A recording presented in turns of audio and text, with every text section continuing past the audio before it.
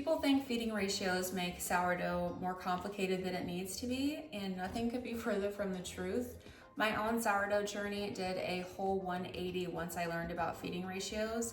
My starter got healthier, my routine became more predictable. I felt like I was in control of my sourdough schedule, not the other way around. So in today's video, I'm going to take you through everything that there is to know about feeding ratios, but on a very simple, anyone can understand it level. We're going to have time-lapse videos. I'm going to show you how to feed your starter, how to calculate feeding ratios.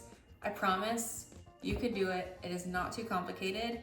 And once you're done with this video, if you haven't been using feeding ratios already, you're going to be convinced that it is absolutely the way to level up your sourdough journey.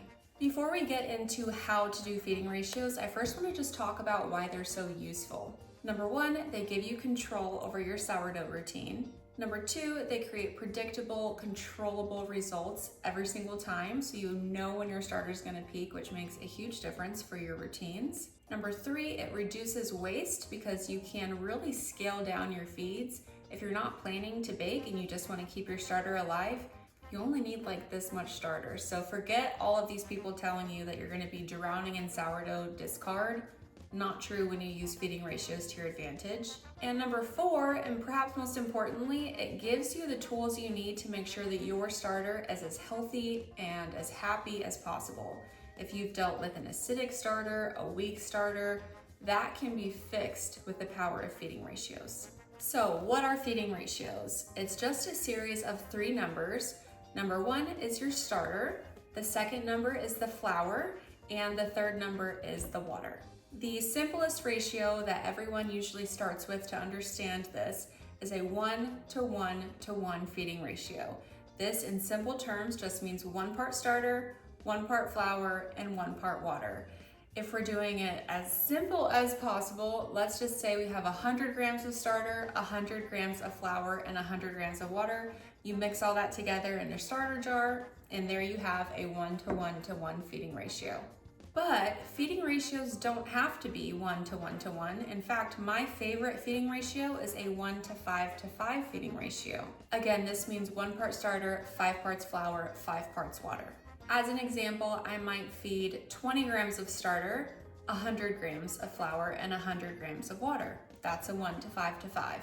Higher feeding ratios can be very helpful in maintaining the health of your starter because it takes longer for your starter to eat through that larger amount of flour and water than if you used equal parts of everything. Another benefit to higher feeding ratios is because it takes longer to peak, you have more of an ability to use that to your advantage with your schedule. I'll get into that more in a future section. So feeding ratios affect when your starter peaks.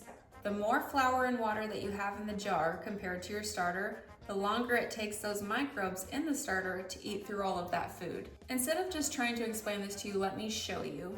I have done many time-lapse videos showing different feeding ratios so that you can see how smaller feeding ratios peak and fall faster than higher feeding ratios, which take longer to rise and longer to fall.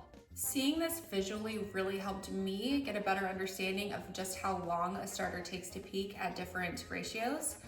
The 1:5:5 feeding ratio, which is my personal favorite just for daily maintenance and my routine, took about 10 hours to peak. So I can plan my day around that 10-hour peak time. Now, before you think a 1:5:5 feeding ratio will always take 10 hours to peak, I want to talk about an important factor in all of this, which is temperature. If you have been doing sourdough for a little while, you already know that there are many variables that go into the whole sourdough experience, temperature being one of the most important. The general rule still applies. Lower feeding ratios will peak faster, higher feeding ratios will peak a little bit slower, but the exact time that it takes for your starter to peak really does depend on the temperature of your kitchen and also the temperature of water that you use to feed your starter. I recently did a time-lapse experiment showing feeding my starter with ice cold water versus feeding my starter with lukewarm water, and you can definitely see that the lukewarm water caused the starter to rise a little bit faster than using colder water. Also, the ambient temperature in your kitchen is important. I've done a time-lapse experiment during the summertime when our house is usually around 75 degrees, And I've done that same time-lapse experiment in the wintertime when our house is closer to 70, and there is about a 15% difference between the two. That's going to vary depending on your unique environment. So just do a couple of tests and you will eventually find a feeding ratio that fits your routine, that has a predictable rise and fall time that you can rely upon. Now, if you don't feel like pulling out a scale every time that you need to feed your starter, I don't blame you. You don't have to. You can eyeball feed your starter. I personally did this for the first 6 months or so of my own sourdough journey. I just didn't want to fuss with all of this stuff. I just wanted to dump it out, feed it, put it away on the counter and not think about it again. It's faster, it's not as reliable and as precise as getting out your scale and doing feeding ratios down to the gram, but it is an option. The way that you eyeball feed is very simple. We're just going after a consistency, which is a thick pancake batter consistency. So the way that I would do it is pour out almost all of the starter that's in my jar, put all of that in a discard jar that I just keep in my fridge, and to the little bit of starter that's left, I'll add a big scoop of flour and I'll pour in just enough water to get that thick pancake batter-like consistency, and that is how you eyeball feed a starter. It is very simple. There are times though where precision matters, and this usually comes into play when you are dealing with an acidic or a weak starter. A weak starter is usually due to a highly acidic starter. This can happen if you are consistently doing 1:1:1 feeding ratios, or if you're letting your starter peak and completely deflate and fall all the way back down before you're refreshing it with a new feeding. This is basically making your starter sit there hungry, so to speak, for too long. The yeast starts to get weak and it starts to die down, and the lactic acid bacteria start taking over what's left in the jar. So in order to fix an acidic starter, it's very simple. There are 3 tactics. Number 1, use higher feeding ratios, or give the starter in your jar more food so that it sustains it for longer, so you don't have to feed it all the time. The second tactic is feeding what's called a peak to peak feeding, which means you're letting your starter rise and peak, and at its peak, that's when you're feeding it again. You're not letting it peak and fall all the way back down, sitting on your counter, deflated. No, we're feeding peak to peak. That's another great way to strengthen an acidic or a weak starter. And the third tactic that has been a lifesaver for me many times is doing a thicker feeding. In other words, a little bit more flour than water. So when we talk about feeding ratios, it's usually 1:5:5, 1:10:10. Usually the flour and water is the same amount for a liquid starter, which is what most people maintain. In order to do a thicker feeding, we're going to use a little bit more flour than water. So for example, if I'm feeding 10 grams of starter and I usually feed 50 grams flour, 50 grams water, I might do 10 grams of starter and 60 grams flour, 50 grams water. That extra bit of flour is going to give a thicker consistency that favors yeast. This is why a lot of people like to keep a stiff starter that's almost like a dough instead of a liquid starter, but that's a topic for another video. If you're very interested in this whole stiff starter concept, I highly recommend checking out the account Basil and Bloom. He has done a ton of videos about this. He also has a sourdough course that he sells that talks about stiff starters. It's very interesting, not something I have fully dove into yet, but I love the concept, and that might be a great solution if you're constantly dealing with an acidic starter. So how do you know if your starter is acidic? Number 1, it usually, if you don't know what the signs are in your actual starter, it usually comes up when you're having issues with your dough or your bread. Your dough might be extremely sticky and loose, impossible to handle or shape when it shouldn't be. Like for example, my bulk fermentation can take 10 hours sometimes, but if I'm doing the same thing with an acidic starter, it might be loose and sticky and almost looking overproofed by 5 hours when I know that it should be taking 10 hours usually. That's a sign of an acidic starter. Your bread, when you bake it, will almost look underproofed and overproofed at the same time, and the reason is because of the acid. So the yeast is what inflates the gluten network in your dough. The yeast is eating through things and producing carbon dioxide essentially, and that gas is getting stuck in that gluten network that we have built in our dough. When the lactic acid bacteria starts to take over the dough, it actually eats away at that gluten network. And when it eats away at the gluten network, the yeast has nothing to blow up anymore, and your dough starts collapsing, it gets sticky and loose, impossible to shape. So basically, your dough is acting and presenting as overproofed, but it's also underproofed and gummy in spots. It's very frustrating, but don't panic. An acidic starter is easily fixable with those tips that I just gave you. Another way to tell if your starter is acidic, besides having issues with your dough and your bread, is by actually observing your starter. So if you have a sense of smell your starter. If it smells vinegary, acidy, like acetone or nail polish remover, it's definitely leaning on the acidic side, which is normal if it's deflating, but if it's at peak and has those smells, you're probably having issues with high acidity. Another way to tell is the consistency of your starter. If it's very thin and loose and like you could almost just pour it out, that's another sign of high acidity. And finally, I'll insert a clip here. But if your starter has like foamy bubbles on the surface, that's another good indicator that you might be dealing with a highly acidic starter. And just use those strategies to strengthen it up, and you will notice a big difference in how your dough handles and how your bread turns out. So when it comes to feeding ratios, a lot of people ask me, okay, I understand 1 to 5 to 5, but how many grams of starter flour and water are you putting in the jar?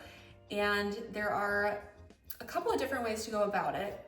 Number one, I have a feeding ratio calculator on my blog that is free. Anyone can use it. You can bookmark it. All you have to do is enter in how many grams of starter you want. Perhaps you have a recipe that calls for 120 grams. You put 120 grams in the calculator and enter in your feeding ratio that you want to use.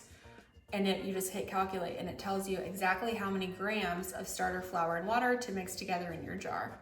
I do have a word of caution here. If you're making enough starter for a recipe, add like 20 grams to the total amount that you need so that you're not having to scrape out literally every last drop of starter in here. And you might also want a little bit left in the jar to feed for next time. Just depends on your own routine.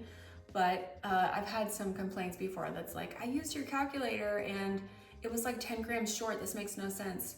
It's just because some of the starter is still stuck to the jar and you can't scrape out every last bit. So just make a little bit more than you need. The second way to come up with the amount of grams that you need is to think about feeding ratios like grams. So if you say a 1 to 5 to 5 feeding ratio, just think of it like 1 gram to 5 gram to 5 gram. And you can multiply that as high as you need. So if we multiply all those numbers by 5, 1 times 5 is 5 grams starter, 5 times 5 is 25 grams flour, and 25 grams water. You can multiply it as high as you need to go. That's one way of thinking about it. Another way of thinking about it, and this is the way that my husband taught me originally because I'm not good at math, he says to add up all of the numbers in your ratio. So if we have a 1 to 5 to 5, we add the 1 and 5 together to get 11. So you would add those three numbers together. 1 plus 5 is 11. And then you would just divide the amount of starter you need by that number to get your parts. So if we have 150 grams of starter that we need, we would divide it by 11. That's 13.6, but let's just round up to 14. So each part is 14 grams. So 1 part starter, 14 grams of starter, multiply 14 by 5 to get your next, which is 70 grams flour and 70 grams water. It's just the way that your brain is best able to understand it. But if you're so confused by the math, just use that calculator on my blog and you don't have to do any math at all. Finally, I want to go over some common questions that I get about feeding ratios. One of which, what's the best feeding ratio to use? And the answer to that, not surprisingly, is there really isn't a best feeding ratio. I use all different kinds of feeding ratios depending on when I need my starter to peak, but my fallback, my general routine is 1 to 5 to 5. The reason for that is because of my lifestyle. So a 1 to 5 feeding ratio in my house peaks in about 10 hours. So if I feed it before I go to bed, it's peaked and ready to make dough in the morning, which is the perfect time for me. And also if I feed it in the morning, it's peaked right before bed. And I love overnight sourdough recipes. I have a bagel recipe, a bread recipe, a sandwich bread recipe. I love overnight recipes, and having a peaked starter right before bed is perfect for that. So that ratio just generally gets the job done for me. But if I need my starter to peak quickly, I'll often do a 1:1:1 feeding ratio because that peaks the fastest. Depending on whether it's summer or winter, sometimes you need to make little adjustments because the warmer it is, the faster it rises and vice versa. But just experiment a little bit and you will find what works for you, but you don't always have to use the same feeding ratio. You can switch it up depending on when you need your starter. Another common question is, what feeding ratio should I use if I'm only baking once a week? Most people that bake once a week will utilize the fridge. They'll bake with their starter, feed their starter, put it in the fridge. This is what my mom does. And then maybe 2 days before they're ready to bake again, they'll bring their starter out and feed it ideally twice before they bake with it, because the fridge does weaken your starter a little bit, so it might need a couple feedings to perk back up and be really healthy for making bread. And in that case, I still recommend a 1:5:5 feeding ratio for all of those feedings. A lot of people ask what's the best feeding ratio for creating a brand new starter, and I am not a good resource for brand new starter stuff. I've never successfully made one. I got this starter from a local baker. I just posted in a Facebook group for my city and asked, will someone let me have some of their starter? And they said yes. I got to baking right away, didn't have any of the hassles and troubles and frustrations of creating my own starter. I don't know why anyone would. If you can get access to some, you can buy them online, but if you are just hell-bent on making your own starter, I recommend the recipe from Maurizio Leo on his website, The Perfect Loaf. He has a great step-by-step guide there, and any possible ratio questions I'm sure he has answered in that article. Finally, I get a lot of people asking questions about temperature and how to maintain a steady temperature for their starter. If you just have a regular room temperature house, like my home is pretty much always between 68 and 75 degrees Fahrenheit, just depending on the season and everything, you can just keep your starter on the counter, no problem. If you have a very cold home, I've had people message me saying that their home is like 55 degrees Fahrenheit, which I could never, but everyone's situation is different. Other people live in the tropics and their home is like 90 degrees Fahrenheit all the time. Those are pretty extreme for starter, and you might want to look into getting some kind of contraption to keep your starter in. Companies like Sour House and Broad and Taylor have like little sourdough homes that you can put your starter in, and it controls the temperature. There's another device that I've been trying recently called a Kululi, and this one really excels at cooling. So if you have a really hot environment, that one might be good. You can set the temperature to like 65, 70 degrees Fahrenheit and keep your starter in there, and it'll have things be a little bit more ideal for the yeast in your starter. All right, quick recap. Feeding ratios make feeding your sourdough starter a lot more predictable. Lower ratios peak faster. Higher ratios peak slower. Temperature plays a big role. The warmer your environment is, the faster things will go. The cooler it is, the slower they will go. If your starter gets acidic, you can fix it through using higher feeding ratios, feeding peak to peak, and using a little bit more flour than water in your feedings. And if you're confused by all of the math behind feeding ratios, just use the calculator on my blog. It's a feeding ratio calculator. You enter in how much starter you need, what feeding ratio you want to use, and it tells you the amount of grams that you need to mix together in your jar. If you found this helpful, make sure you like this video and subscribe to my channel. And if you have any questions, drop them in the comments. I always try to monitor that and answer as many as I can. Happy baking!